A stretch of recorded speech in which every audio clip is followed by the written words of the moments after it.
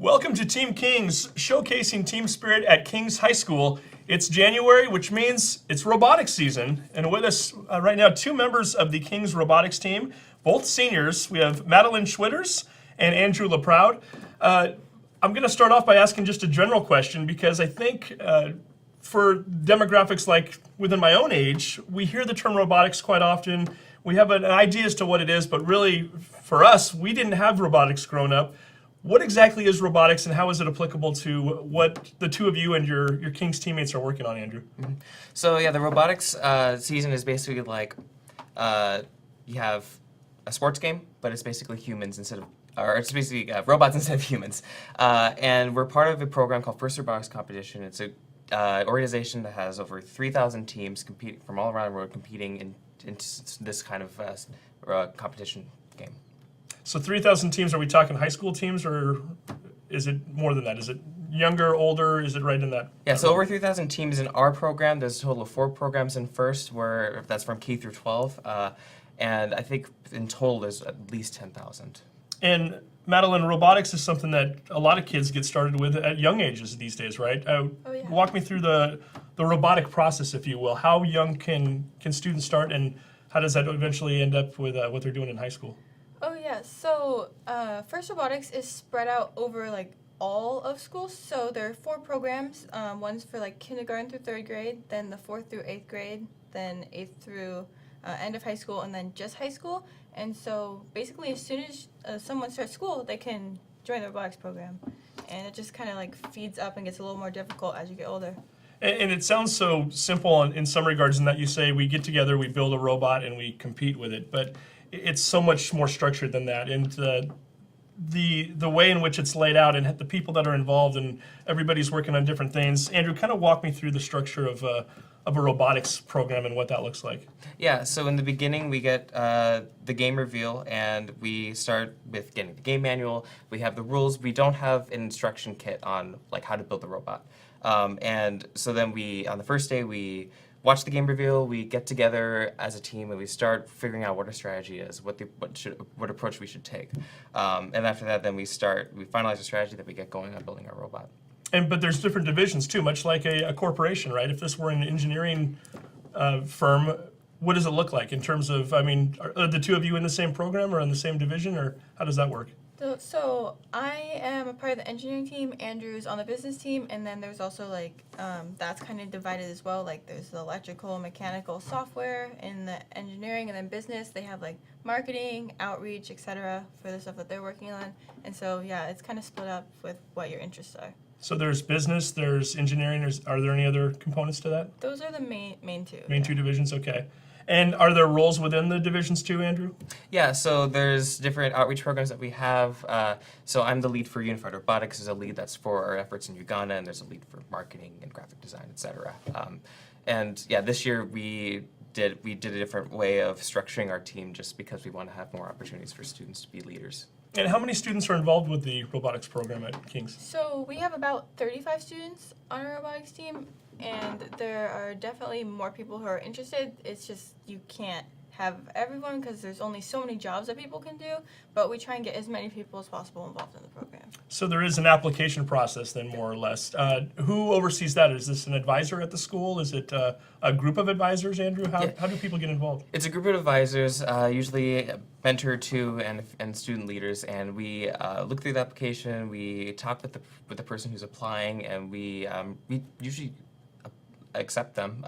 It's because of our team, we like to be inclusive and have as many people try to be involved in the robotics team as possible. So it's basically our interview is more of like a get to know you. Now, I know whenever you go into any kind of a corporate world and you see upper management and how they work and deal with their employees, there's always a little bit of a friction that goes on in that world in terms of people not wanting to take orders from others. Mm-hmm. I've got to think even more so when you're at the high school level, right? Yeah. When the person that directly oversees one of your projects or your tasks is one of your classmates, that's got to be a little bit different. That's got to be a little challenging at times. Madeleine, how do we deal with that in terms of at the robotics level? So it's actually pretty interesting the way we approach that, because although there are people who like are basically the leads of things, they don't act like a boss. They're more just like, I have more experience or more time on the team, so I'm kind of just gonna like lead you through what we're working on. But our team has such a strong bond with one another. Like all of my best friends are on the robotics team, and so we get along so well that it doesn't feel like we're bossing each other around. It more feels like we're just kind of helping each other and encouraging each other and like trying to get the project done. And how much of a time commitment is it? I mean, I've seen the schedule that you have on your website, and it looks like it's fairly detailed, much like the workplace, in terms of the hours in which you're scheduled to meet and what your objectives are and your tasks are. Andrew, how much time are you putting into robotics each week, roughly? Roughly about 3 hours a day. For in the business. As Madeleine laughs, I'm guessing maybe it's more than that? Yeah, so between engineering and business, there's a different time. Yeah. There's a different time commitment. For the business team, it's usually around 3 hours a day. For engineering, it's much longer because they have to build a robot and get the math right. We meet every day except for Fridays and Sundays. Our hours start at 5 and we go at least till 10 in the evening, and then Saturdays go from 10 to 10. And is there a lot of interaction between the engineering and business departments throughout the process, or? Yeah, we try really hard to not isolate the two, because we're still a team, even though we're focused on like very different things. So oftentimes engineers will go up to the classroom and just kind of hang out, or the business team, when they're done for the day, they'll come down to the lab and check out the robot for maybe a half hour before heading home. And so it really creates like a more unified community for our team. So walk me through the general timeline of this whole process here. So it sounds like back in early January, you find out what exactly the rules are going to be for this year's contest. You have no idea going into that particular moment. Is that correct, Andrew? Yep. Before that, we have no idea what the game is going to be. We only like get one teaser. Yeah, a little and it's teaser. Like a tiny little video of like 30 seconds, and so we kind of know the theme, but other than that, we have no clue what's going to happen. Now, does this video get run later on in the afternoon? And what is that like? I've got to think, are you just all giddy? I mean, is it kind of like Christmas morning for you in a way? I mean, it kind of is, because before that, you have no idea what's going to happen that year. And so the teaser video kind of gives you like an idea of, okay, our theme is going to be, this year's game is 8-bit themed, so video game. So they had this sort of arcade, and there's a girl that's putting a coin in the arcade machine, and she gets sucked into the arcade. And so that kind of gives us an idea of what the theme is. And then we start, talking with other teams to sort of figure out, like, oh, what are they going to do? We get some game predictions until the early January when the game is released, and we figure out, oh, wow, it's actually much different than what we realized. And every year it always is. They first is really cool in that they think out of the box on their game and their creativity on it, and it's just really cool to see every year. So does everybody immediately jump right into their tasks as soon as the rules are read to you, so to speak? I mean, is there a time to kind of process everything and to figure it out, or are you meeting just instantly and trying to figure out, okay, where do we go from here? So the first day is often you go to a different school, so you're not like, we don't stay at King's for kickoff, and you're with a bunch of other teams, you watch the video with them, and then you kind of break out into workout sessions. And so you're with other teams and you kind of talk through, like, what did I just see? What did I just hear? Did I miss anything? And so you kind of have like a general idea. Then after that kind of ends around lunchtime, then we often head back to King's, read the entire game manual, and then sit down and be like, okay, now that we have the video and the game manual, what do we know? What do we need to know? What do we want to do? And so that's kind of how we started out. So in layman's terms, and Andrew kind of started to touch upon it a minute ago, what exactly are we building this year, and how is that going to work? And so it's a video game. It's a video theme game this year. It's a video game theme. The element that we have is called a power cube. It's a big yellow cube, and the robot is supposed to carry it around, put it on these switches and scales that they call it. They're basically like teeter totters, and in that way you get points. It's basically whichever alliance gets the ownership, the side, then it's a point a second. So does this take place in a gymnasium? Does it take place on a hardwood floor? Where is the robot operating at, I guess, and what kind of a course are we looking at? Yeah, so the robot field is basically a basketball court. It's fenced off, and you have 3 robots on one side, 3 robots on the other side, and they try to get as many points as possible. And as far as the size of the robot, how big of a robot are we talking about? So it's actually pretty decent size. Like this year our robot is 28 inches by 33 inches, and then it's like 4.5 feet tall. Okay, wow. And so, yeah, it's a pretty decent size. It's pretty heavy, can get up to 120 pounds, so definitely can't carry it by yourself. Yeah. And how competitive are teams? I mean, are they obviously you're trying to advance to the next round? Ultimately, what your goal is to get to the world competitions. But through each stage and through each competition, I mean, are schools working together? Do they partner up on at times, Andrew? How transparent are you in terms of sharing what you're doing and divulging information? Yeah, so I mean, for this year, we've teamed up with Cedar Park Christian and Sal Christian schools to work together on a strategy, kind of figure out what approach we want to take this season. But in the competition, your opponents and your alliance partners are completely randomized every match. So you don't really know who you're going to be with or who you're against. I mean, as a matter of fact, you could have Seattle Christian against you or as an ally in that competition. And in terms of transparency, in the past, we've been pretty reserved on what our strategy is, but after we've started working with teams, we've become more and more transparent on what we want to do this season. Because at the end of the day, you might work with these teams to get everything set up and built, but by the time competition rolls around, they could be going up against you, right? Yeah. And now what is the timeline in terms of how much time do you have to build the robot, and when do you start competing? So as soon as kickoff happens, which was January 6th, we get exactly 6 weeks to build a robot, and then we have to take it and not touch it until our first competition. After the end of those 6 weeks is another period of 6 weeks, which is local competitions, which you would compete about 2 or 3 weeks of those. And then after that comes a competition in Portland, which is Pacific Northwest Champions. And then after that is the World Championship in Houston. So it gets a little more difficult as you go up the levels. And are you able to tweak and work on the robot in between competitions? Or okay. Yeah, it's very limited amount of time. You can work on your robot all during the competition days that you're at the competition. And then they give you, like, I believe it's 6 hours of unbagging time that you can work on it in between competitions. But other than that, that's all you can do. This seems like a nice opportunity to have mentorship programs and to work with the community and some of the corporations out there, and especially in the Pacific Northwest, where we're so advanced technologically speaking in terms of the companies we have and whatnot. Andrew, are there mentorship programs at the school, and are there folks from the outside coming in to help you with these? Yeah, definitely. We have mentors from Boeing and Microsoft, and several other small companies that work with Boeing and Microsoft, and they typically want a desire to help students, and they found us, and they just want to help us. And we're open to have any mentors who are willing to work with us and help us into making the best season we can. Very nice. And as far as outreach programs too, we should mention you're not just building these robots and letting them sit off to the side. It seems like part of the goal here and the objective is to do something to better the lives of others. To talk about that a little bit and what kind of outreach we're doing here with these robots in this program. Yeah, so First Robotics definitely strives to make it more than just about the robot. And so we spend a lot of time trying to improve our community, and that we have like a lot of different levels. We have our very local community where us as high school students are mentoring like the elementary kids in their robotics programs, or working with the middle schoolers on their robots.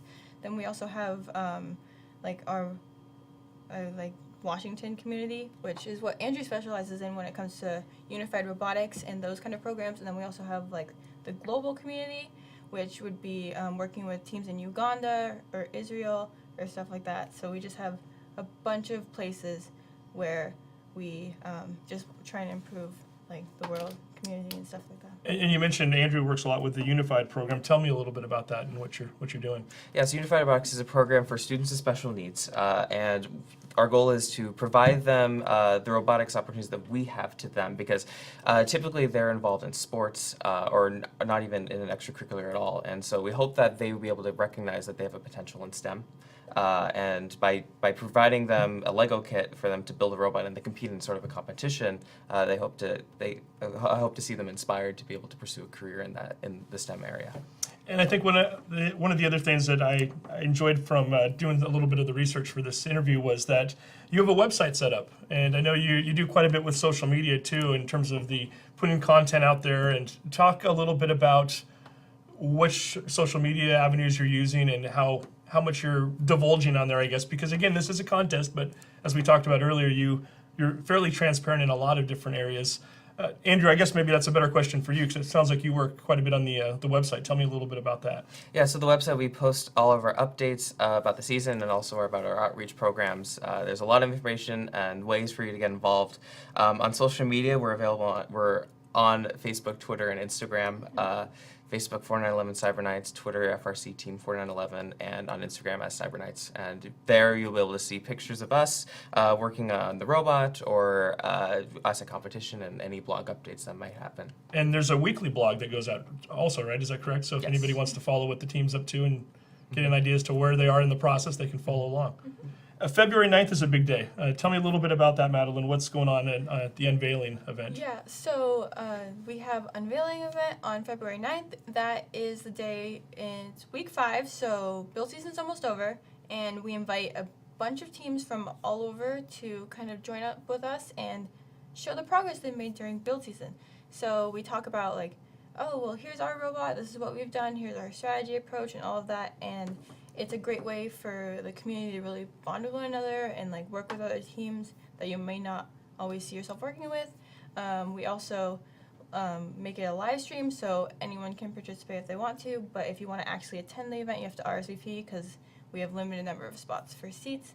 And we also have teams like globally that will send in videos so we can see their robot without them actually having to bring it to our school to show it off. So it's just a great way for everyone to bond over robotics. And is that in the Martin Gym then? Is that where that will be taking place? It'll be at Shermer Auditorium. Okay, perfect. So if anybody wants to come by and check that out, RSVP first, but or you can watch it video streamed online. And how can they find that video stream?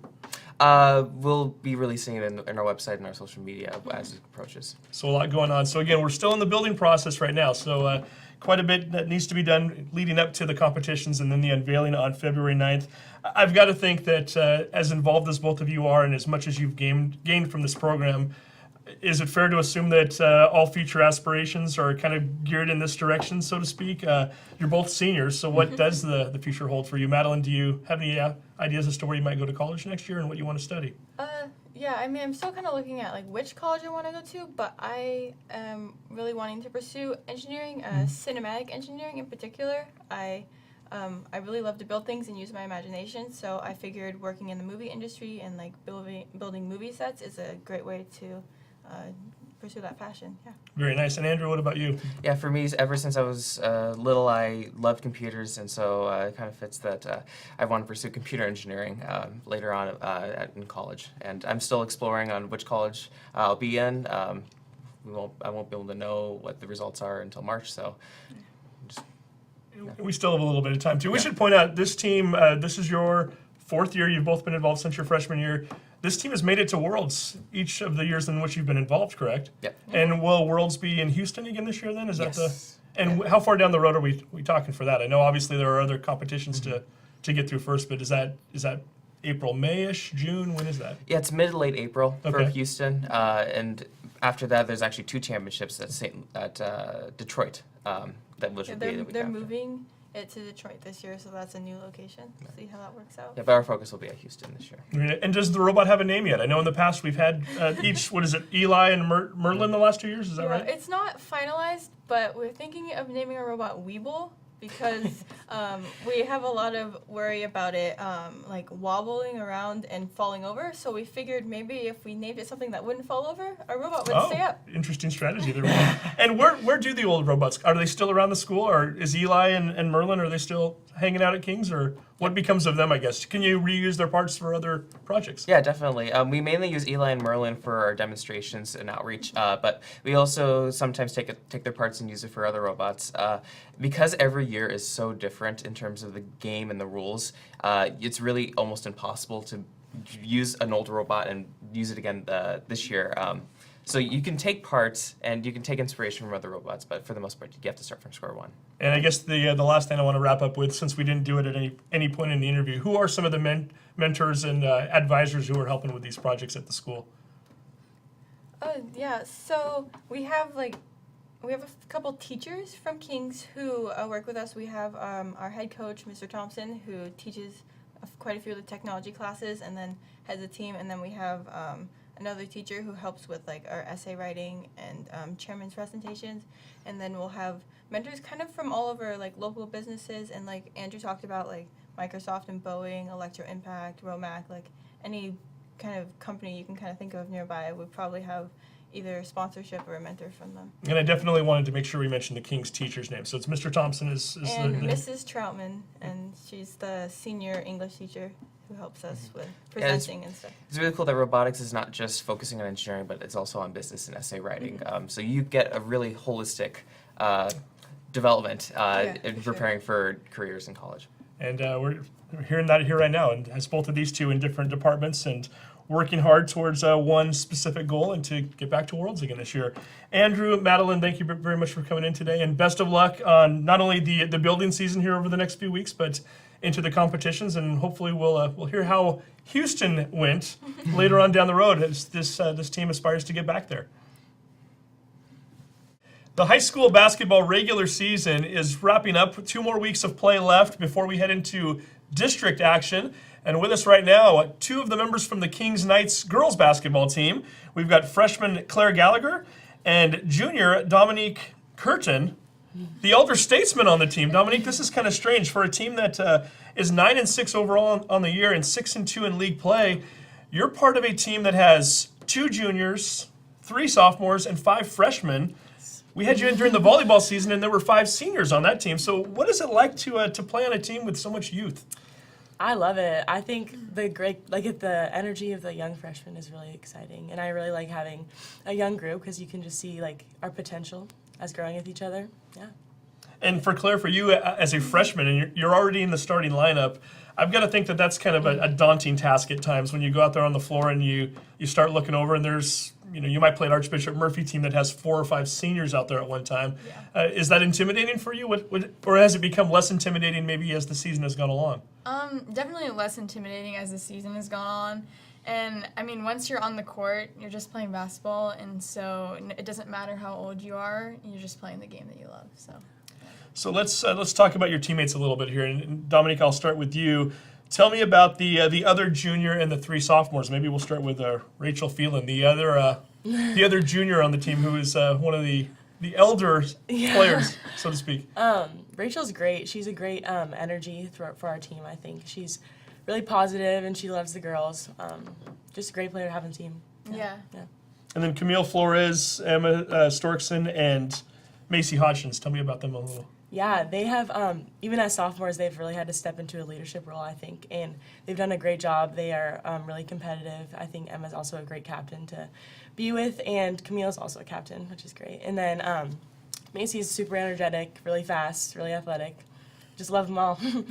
Yeah. And now let's talk about the freshmen, because other than Dominique, the starting lineup is comprised of 4 freshmen, one of which is sitting to my right. Tell me a little bit about the other freshmen on this team. Well, it's been just so much fun to play with them. I even haven't been at Kings for that long, but I started playing feeder with them last year, and our chemistry has just gotten a lot better. They've played with each other for forever, and so have I now, and we're just starting to gel more and more, and it's so much fun to play with, like, basically your classmates and your best friends, So let's just look at these freshmen momentarily. Mia Floor, what kind of a game does she have? Well, she's obviously one of our taller players with Mo, but she's a beast. Hustle on the boards. She's very energetic. You can always count on her to lift your spirits. If you're not having the greatest day, she'll give you a high five, and she just brings so much energy to our starting lineup. And Perry Welsh? Super fast. Also a soccer player, so great coordination and footwork. She just gets up and down the court so fast and finishes well around the hoop, and it's just really fun to play guard with. And I'm going to ask you about the next freshman, but I feel like I should almost ask. Let's talk about. We can't forget about Nicholas, or let's talk about her for a moment. Annika, sorry. Oh yeah. Annika is so competitive. She brings such a competitive spirit to our team, and she is kind of like a swinger because she can post up, but she can also hit the 3, so she's hard to guard. And then finally, now we get to the other freshman here, Jaden Kirton. Name sounds familiar. Little sister? Yes. So maybe we'll skip you and not have you talk about the freshman. Tell me about your sister and what kind of a game she has. All right. My sister's Jaden, and she's a great player. Love her. She's a super good post. I think she rebounds really well. She's really strong, so that's really nice for our team to have. And, yeah, she can rebound really well. Yeah. What's it like for you to have her out there? I mean, the 2 of you are both in the starting lineup together.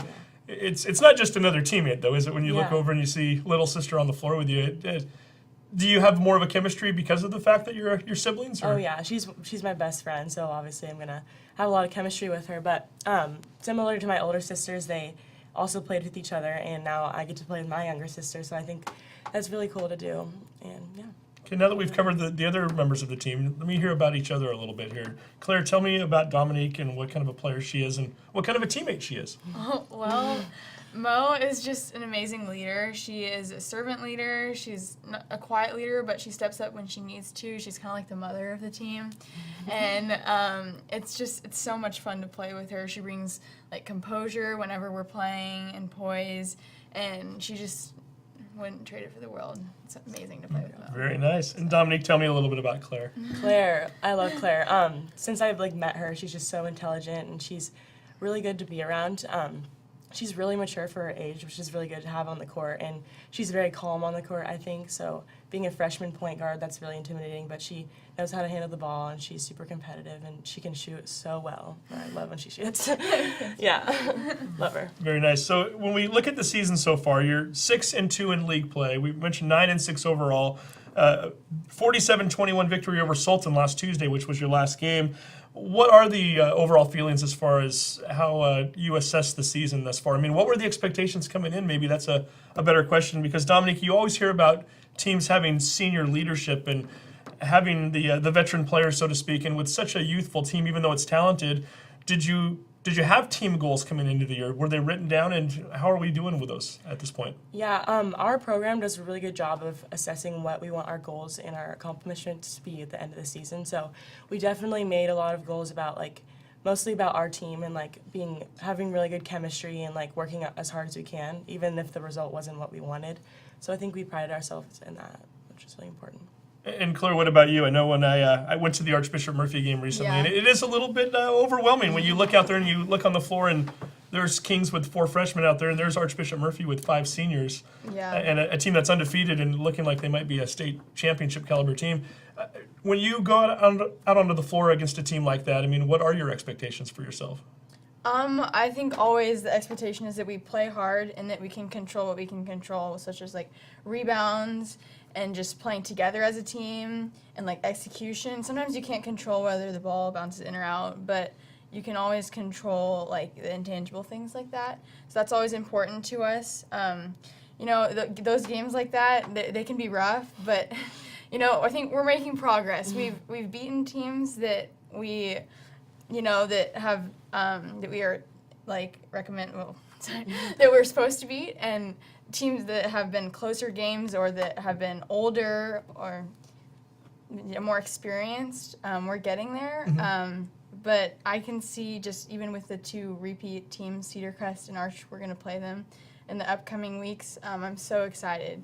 Now we know what to expect, and one of them's on our home floor, and I think that I think we can take it. You segued me right into my next question. I was going to ask you about that, because looking at the schedule coming up, you've got Granite Falls at home on Tuesday nights, and then you go to Cedar Crest on Friday, Bellevue Christian at home next Saturday, and then Archbishop Murphy the following Tuesday. Those are 3 rough games. There's some rough teams in there, yeah. And Dominique, I know you and I have talked about this before. We talked about it with volleyball a couple months ago, and then also even when we were prepping for this interview, when I asked about Cedar Crest and Archbishop Murphy, you kind of lit up a little bit. You're not afraid to take on a team that beat you earlier, right? It's tell me a little bit about what that means to you in terms of, I guess we use the term revenge a lot, but I mean, is it about revenge? Is it about just showing them that you can compete and play better? What are you hoping for in those 2 games? I think that we can really show those teams, even though they are really good teams, that we can play with them, and we're just as competitive, and we have the skills to do it, but we just got to put it together. And I think, I think we can take them. Very They'll nice. be good games. We'll see. The other thing I did notice too when I was looking at the schedule, you are in the middle of your largest break of the year right now, your longest break, I should say. You played Sultan last Tuesday. Your next game is this coming Tuesday, so 7 days off in between games. For a team that's accustomed to playing 2 or 3 games a week, is having a little bit of a break a good thing? Do you worry about rust? Is it a chance to kind of maybe regather yourselves and get ready for the stretch run down towards the end of the season, Dominique? What's that like for you? Yeah, I think having a break is always healthy, and even though we are taking a break, we still do team bonding kind of things, and we spend time with each other and stepping off the court sometimes and just being with each other can be a nice break for us. I think it's good, yeah. And talk about the team bonding a little bit. I understand, was there a kickboxing class that took place Yes. over on Friday? Who wants to talk about that? Friday we went to a kickboxing class as a team with our JV as well. It was really fun, 45-minute class. We worked really hard, so we still got our workout in. It's just a little different. Yeah. And what other kind of team bonding events are we up to these days? Or what else has taken place in the past, Claire? Retreats? We've had a retreat back in the fall before season started. That was really fun. We did kind of like team chemistry like things, like ropes courses or like being blindfolded and just having to lead each other through certain things, which helped us grow as a team. And we've also just had sleepovers or team gatherings and team dinners just to be together.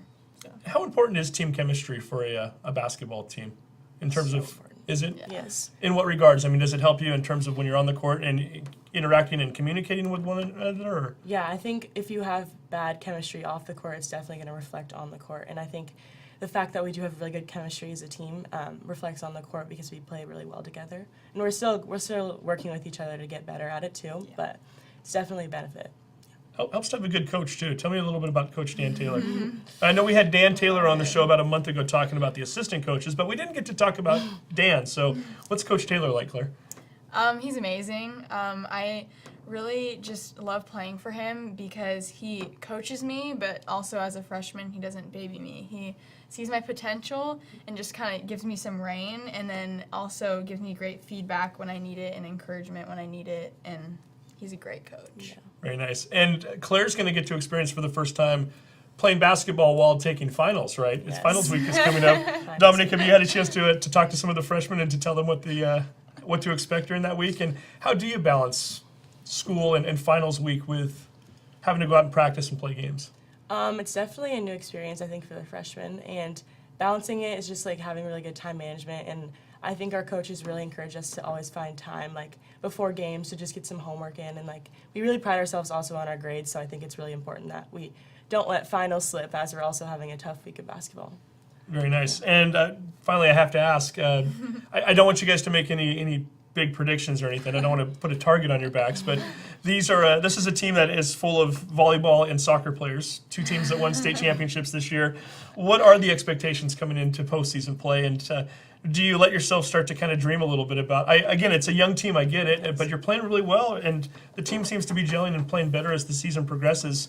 Dominique, you've been to the Dome. You've played on a championship team or a team that finished in second. Mm-hmm. Can this team get to state? Yes, I believe this team can get to state. Yeah, we have the ability to do so.